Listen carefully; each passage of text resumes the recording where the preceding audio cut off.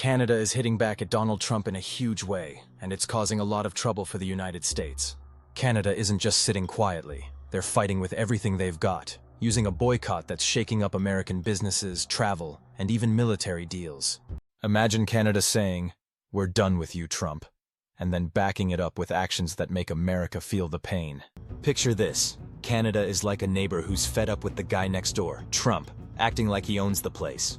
He's been picking fights, throwing threats, and talking about taking over Canada like it's no big deal. But Canada's not having it.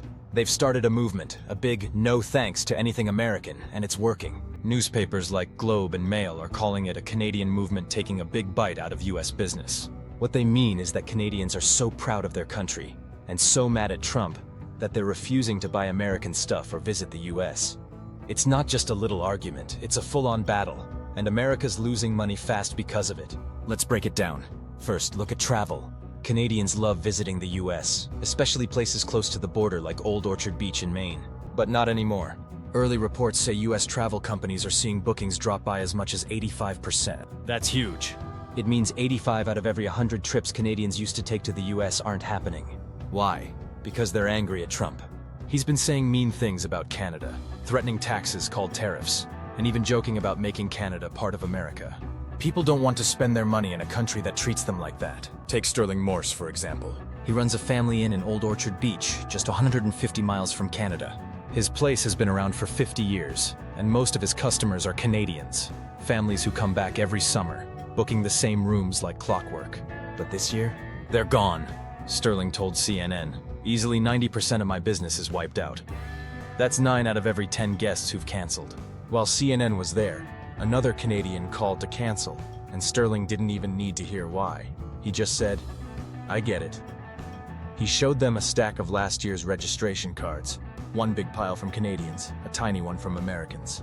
Now that big pile's missing, and he's left with almost nothing. "This doesn't pay the bills," he said, shaking his head.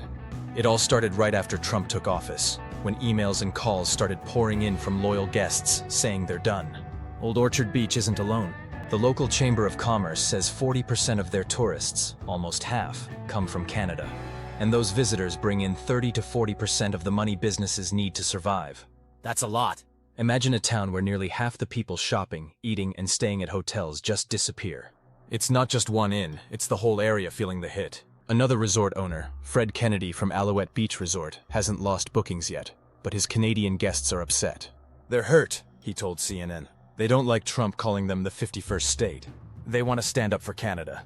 This isn't just about money, it's about pride, and Canadians are showing it loud and clear. Now it's not just travel getting hurt. American companies that make things like whiskey are losing big deals with Canada too.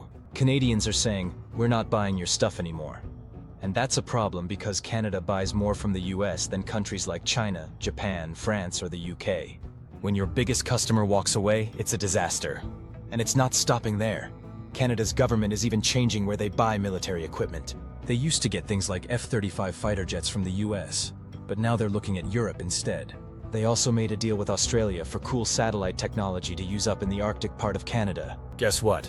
That tech was supposed to go to the US first, but Canada jumped in and took it. That's a big switch, and it shows they're serious about cutting ties with America. Why are they doing this? Well, Trump's been acting like a bully. Last Friday, he stood in the Oval Office and said some wild things. He's dropping the F-35 jets and talking about making something called F-47s, which doesn't even exist yet. And he said he'd give countries like Canada, Europe, and Australia worse equipment. Listen to this clip. "We'll sell some allies toned-down versions, maybe 10% less good, because they might not be our friends someday." Can you believe that? He's basically saying, "I don't trust you, so I'll give you junk." It's no wonder Canada's looking elsewhere. They don't want to deal with someone who talks like that. Here's where it gets even crazier. Trump doesn't just want to fight with Canada, he wants to take it over. He keeps saying Canada should be America's 51st state, like it's a game. CNBC wrote about it. "See you in 4 years. Canada shows its strength as tariff talks go on." But let's be real, these aren't just talks. Canada wants to live peacefully next to the US, like good neighbors. Trump, though, he wakes up every day dreaming of owning Canada. Kind of like how some leaders try to grab other countries' land. He said on Friday, "That border with Canada, it's just a fake line. Add it to our country and we'd have the best land in the world." He's serious. He keeps talking about it, saying, We don't need Canada's cars, lumber, or energy. We spend $200 billion a year helping them, so they should be our state. It's wild and it's making Canadians furious. This fight's hitting everyday people too. In Old Orchard Beach, Sterling Morse isn't the only one struggling. Businesses all over are losing money because Canadians aren't coming. The Chamber of Commerce says they're still figuring out how bad it'll get. But it's not just tourism. Other industries are feeling it too. Back at Midas Touch Network, we saw this coming. A couple of months ago, maybe late January or early February, the US tourism folks said they thought only 10% of Canadians would stop coming.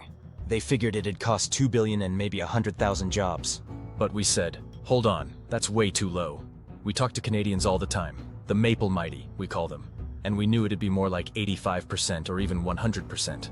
Why would they visit or buy from a country that wants to take them over? No way! And now, the numbers are proving us right.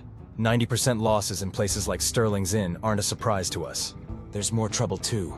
The New York Times says Trump's making it hard for visitors to even get into the US border guards are stopping Canadians, Europeans, Australians, anyone with a visa or green card, and asking tough questions. If they've ever said anything bad about Trump, they might end up in ICE detention or worse, sent to camps in El Salvador. Trump's using an old law from 1798, something only used in big wars like 1812 or World War II, to kick people out. He just points and says, "You're a terrorist," and they're gone. No proof, no fair chance. In the last week, he sent 300 people to El Salvador, including women put in men-only camps and a soccer coach from Venezuela who wasn't a criminal, just a guy with a sports tattoo. It's scary stuff, and countries like Finland, Denmark, Germany, and the UK are warning their people. Don't go to the US, it's not safe. Even some Americans are shocked. Senator Lisa Murkowski from Alaska spoke up. I don't get it. How are we fighting Canada and being nice to Russia? We're giving up on Ukraine, breaking deals with NATO and NORAD. Canada's right next to us, and we're picking a fight? I won't trust Russia while their planes buzz our skies, and I'm not staying quiet. People clapped, but here's the thing. Some say she and other Republicans let Trump get this far by not stopping him sooner. Canada's not backing down either. Their foreign minister went on CNN and said, "We've put $60 billion in tariffs, taxes, on US goods. That means Americans pay more for gas and food because of Trump's actions. We're running ads in 12 US states to tell people, nobody wins in a trade war, and jobs are disappearing on both sides." She added, "We're ready to add $150 billion more, but we paused $90 billion to show we're willing to talk. I've been on the phone with big names like Marco Rubio and Lindsey Graham trying to work it out, but the real power is with Americans. They're the ones hurting from these taxes. Canada's saying, we're not the bad guys here. Trump is." Inside Canada, things are changing fast. They're having a surprise election soon, and the polls have flipped. The Conservative Party, led by Pierre Poilievre, used to be ahead. They liked Trump's style. But now they're tanking because Canadians hate Trump so much. The Liberal Party, led by Mark Carney, has a 64% chance of winning big. Poilievre is trying to act like Trump doesn't like him to win votes, but nobody's fooled. He's been cozy with Trump's fans for years. Charlie Angus from Midas Touch Network laughed. Pierre's backed by all the Trump supporters. But in Canada, that's a death sentence. He's trying to pretend Trump hates him, but we all know he's just like him. Nice try. How Canada's standing up, step by step. Let's go deeper into what Canada's doing. It's not just one thing. It's a bunch of moves that add up to a big punch. First, there's the boycott. Canadians aren't just mad, they're acting on it. They've stopped traveling to the US, and it's hitting hard. Places like Old Orchard Beach are ghost towns now. Sterling Morse's story shows how real it is. His inn's been a family thing for 50 years, and now it's crumbling because his Canadian guests are gone. They're not just skipping one trip. They're done for good, and it's because of Trump. He's threatened tariffs, which are like extra taxes on goods crossing borders, and he's talked about moving the border itself. That's too much for Canadians. They feel attacked, and they're fighting back by keeping their money home. Then there's the shopping part. Canadians aren't buying American products anymore. Think about it. If you're mad at someone, you don't go to their store, right? That's what's happening here. Companies that make whiskey, clothes, or anything else in the US are losing Canadian customers fast. Canada's the biggest buyer of US stuff, bigger than China or Europe, so when they stop, it's a huge deal. Businesses are scrambling because they can't replace that money overnight. The military switch is another big piece. Canada used to rely on the US for things like fighter jets and tech. Not anymore. They grabbed that satellite deal from Australia, stuff that'll help them watch the Arctic. and they're shopping in Europe for jets instead of getting F-35s from America. Trump made it worse by saying he'd give them lower quality gear anyway. Imagine buying a car and the seller says, "Oh, I'll give you a worse one because I don't trust you." You'd walk away too. And that's what Canada's doing. Trump's words are gasoline on this fire. He keeps saying Canada's border is fake and they should join the US. It's not a joke to Canadians, it's a threat. He's even said, "We don't need anything from Canada, but we pay $200 billion to keep them going." That's nonsense to them. They see it as Trump trying to bully them into giving up. So they're pushing back harder and it's working. The US is feeling it everywhere. Tourism's down, sales are down, and even America's reputation is taking a hit. Countries are warning their people not to visit because Trump's making it tough to get in, and sometimes dangerous. Those camps in El Salvador? That's not just a rumor. People are getting sent there, and it's freaking everyone out. Canada's foreign minister is telling Americans, "This hurts you too. Your gas and food prices are up because of Trump's tariffs." They're even running ads to make sure people know who's really causing the pain. In Canada, the election's showing how much people hate Trump. Pierre Poilievre thought he could win by acting like Trump, but now he's losing because Canadians won't stand for it. Mark Carney's party is soaring. They're the ones saying, "We'll stand up to Trump." It's a total turnaround, and it's all because Canada's had enough. Why this matters to you, so why should you care? If you're in the US, this could mean higher prices for things you buy. Canada's tariffs make stuff cost more. Jobs could disappear too, especially in places that depend on Canadian visitors or buyers. If you're near the border, like in Maine, you're already seeing it. Businesses are struggling, and people are worried. Even if you're far away, America's losing friends fast, and that makes the world a trickier place. For Canadians, it's about pride and survival. They don't want to be pushed around, and they're proving they can stand on their own. For everyone else, Europe, Australia, whoever, it's a wake-up call.